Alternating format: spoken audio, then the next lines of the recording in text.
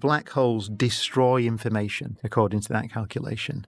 And that's a big deal because nowhere else in all of physics does anything erase information from the universe. If I got this notepad and pen, right, and I wrote some things on it, and then I set fire to this, even just incinerated it, put it in a nuclear explosion, whatever. In principle, if you collected everything that came off, all the radiation, all the bits of ashes and things, and you could just measure it up. When the James Webb Space Telescope finally pushed its vision to the very edges of the universe, astronomers quickly realized something didn't add up. The telescope captured light from stars formed over 13 billion years ago, offering humanity a glimpse into the universe's earliest chapters. But instead of the quiet, sparsely populated cosmos scientists had expected, where matter was just starting to clump into faint, tiny galaxies, they found a bustling scene. The early universe was swarming with galaxies, too many, too bright, and packed with black holes that seemed to have grown far too massive in far too little time. Some scientists even declared that cosmology itself was in crisis, that the models built over decades were wrong. While a few problems were later eased by improved data, other mysteries only deepened. And at the center of it all loomed one bizarre enigma, a black hole with an impossible hunger. Its name? LID 568. This cosmic beast has just been caught breaking the ton limit, devouring matter at a rate that defies the very rules of physics. For many astronomers, this object might hold the key to rewriting the story of how the universe truly evolved. Building galaxies takes time, or at least that's what scientists believed. Clouds of gas and dust must first gather under gravity until they reach critical mass, sparking the birth of stars. Those stars then live, explode, and recycle their remains into fresh generations of stars, a process stretching across billions of years. Based on these cycles, cosmologists built their models of the universe's age and galaxy formation rate. But James Webb's discoveries turned that logic upside down. The galaxies it revealed were far too bright, which suggested they contained far too many stars. According to the models, such star-filled systems should have taken much longer to form. Yet there they were, fuzzy red smudges glowing at the outer edges of Webb's reach, daring science to explain them. Scientists at the University of Texas, digging into Webb's Cosmic Evolution Early Release Survey, uncovered a shocking twist. All that mysterious excess light from the early universe might not have come from stars at all. It could have been from black holes. The idea sounded counterintuitive, but it fit. If massive black holes were sitting inside those young galaxies, gorging themselves on cosmic gas, the friction from that feeding frenzy would create blazing hot accretion disks. Those disks would shine with such intensity that the galaxies would appear brighter than they really were. Once astronomers accounted for these ravenous giants, the math changed. Suddenly, fewer stars were needed to explain the light, and the galaxy's true masses dropped neatly back into line with existing cosmological models. Problem solved, or so it seemed. But this fix only made black holes even more central to the story of the early universe, and that was a problem in itself. Small stellar black holes, with masses up to about 100 times that of the Sun, were easy to explain. They formed naturally as the collapsed cores of massive stars, and there had been plenty of time for those to appear in the early cosmos. The real mystery came from the supermassive black holes, monsters tens of thousands to billions of times heavier than the Sun. These giants usually sit in the hearts of galaxies, but according to the Eddington limit, the rule that defines how fast black holes can safely grow, there simply wasn't enough time for them to exist where Webb was spotting them. And yet, they weren't rare exceptions. They were everywhere. Stellar black holes can indeed grow over time, as long as fresh mass keeps falling into them.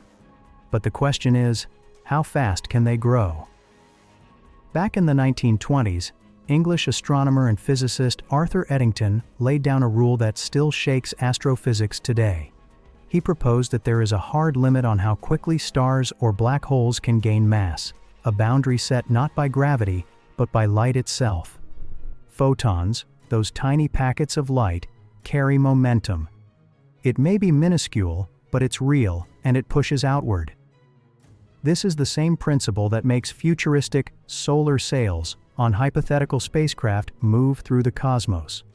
Now imagine matter trying to fall into a star while being blasted by an endless stream of outward rushing photons.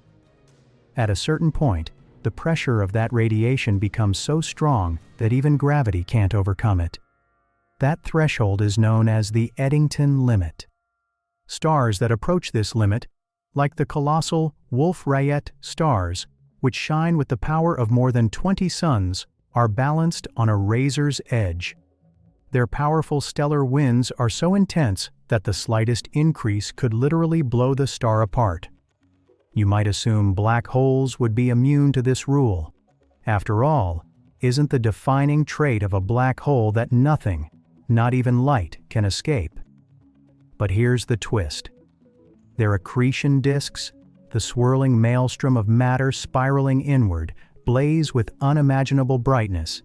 In some cases, those disks shine brighter than every star in their host galaxy combined. And with that brightness comes resistance to gravity, meaning even black holes, the universe's ultimate predators, are forced to obey the Eddington limit too. Even though stellar black holes could, in theory, grow into supermassive black holes over billions of years, that explanation doesn't fully work for what astronomers are seeing in the early universe. Simulations have been run, and while it is technically possible for a stellar black hole to balloon into a supermassive one in that short time frame, the math comes with a massive catch. It would require non-stop feeding at nearly the Eddington limit from the very moment of birth. And in reality, black holes don't behave that way. They run out of nearby matter, they starve, they wait for more material to drift into range. The idea of endless, uninterrupted feasting just doesn't line up with the evidence. To make matters even more suspicious, scientists aren't even sure that supermassive black holes are simply the grown-up form of stellar black holes. Common sense says they should be, but there's a huge gap in the evidence. Astronomers have spotted countless stellar black holes.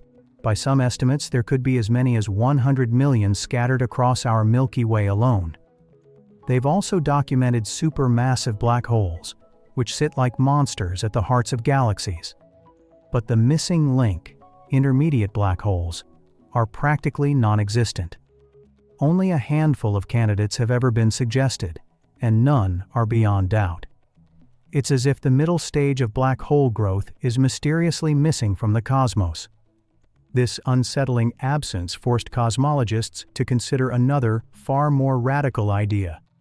Maybe supermassive black holes weren't grown at all. Maybe they were born that way. In the crowded early universe, everything was packed closer together, with matter so dense that giant clouds of interstellar dust might have collapsed directly into black holes, skipping the star stage entirely. If true, this would mean supermassive black holes emerged fully formed, or close to it, straight from the chaos of the young cosmos. Some evidence supports this bold theory, but the jury is still out. And with NASA's shrinking pool of researchers, the hunt for answers could be slowing down at the very moment the universe's darkest secrets are coming into focus. Nearly 4,000 NASA employees have recently walked away from the agency, a staggering loss for science that many blame on brutal budget cuts. The story has sparked fierce debate in the media, but how it's covered depends on where you look. Left-leaning outlets blast the cuts as reckless and damaging, while right-leaning ones downplay the exodus, framing it as early retirement. This divide is exactly why platforms like Ground News matter.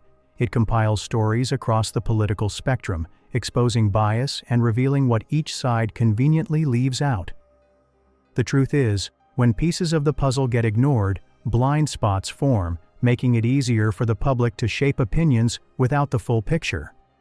Ground News not only highlights bias, but also shows who's funding the news and how factual each outlet tends to be. Context that's vital when science itself is on the line. Meanwhile, scientific data had begun to suggest that black holes forming directly from interstellar dust might explain the cosmic mystery of supermassive black holes. But then came a game changer. A distant black hole, designated LID 568, threw everything back into question. This monster sits an astonishing 12.1 to 12.3 billion light-years away. It's so far that no visible light from it reaches us anymore. The expansion of the universe has stretched all of its emissions into the infrared. Even then, its glow is so faint that Hubble alone couldn't see it. It took the combined power of the Chandra Cosmos Legacy Survey and the razor-sharp vision of the James Webb Space Telescope to spot it at all. And what did they find? Just a tiny red dot, a faint compact speck in the blackness. But don't let its appearance fool you. The X-rays streaming from LID 568's blazing accretion disk revealed that it wasn't just sitting quietly at its galaxy's core. It was devouring matter at a rate no one thought possible. LID 568 doesn't just bend the rules, it smashes them. This black hole has been caught breaking the Eddington limit by a jaw-dropping factor of 40. As if the universe's ultimate speed limit for growth doesn't even apply. If black holes had licenses, this one would have had it revoked long ago. But how is such a violation even possible? Astronomers know that breaking the limit can sometimes happen, but usually only for short bursts or under very specific conditions. One loophole is through powerful jets. If a black hole blasts its photons in one concentrated direction, then all the other angles are left wide open, allowing matter to fall inward unchecked.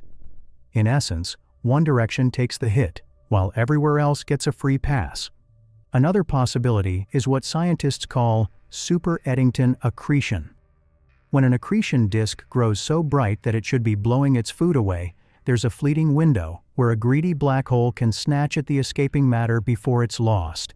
For a brief time, this overeager feast lets the black hole gorge itself at rates far beyond what should be physically allowed. Sure, it might pay the price later, but in those moments, the rules don't seem to matter. If this is truly what's happening, it could explain how supermassive black holes managed to form so early in the universe's history. And LID 568 is the clearest, most undeniable example yet. Proof that such extreme feeding frenzies are real. But for every answer, more mysteries pile up. If super-Eddington growth is possible, why haven't we found the missing intermediate black holes that should exist between stellar and supermassive sizes? Why did Webb spot so many galaxies in the early universe, far more than our models ever predicted? And do direct collapse black holes, monsters born straight from cosmic dust without ever becoming stars, truly exist? The deeper astronomers look, the stranger the universe seems. The models of the universe may be pointing us in the right direction, but something vital is still missing. Black holes hold an enormous influence over the cosmos, yet they guard their secrets like vaults, refusing to give up the full truth. Even with the unmatched power of the James Webb Space Telescope, humanity hasn't cracked the code of these cosmic beasts. Not yet. And maybe that's for the best. With our telescopes, we're already staring into billions upon billions of stars, each carrying data so overwhelming that it's almost too much for us to process. Sometimes the universe reveals itself in fragments, forcing us to piece the puzzle together slowly, step by step.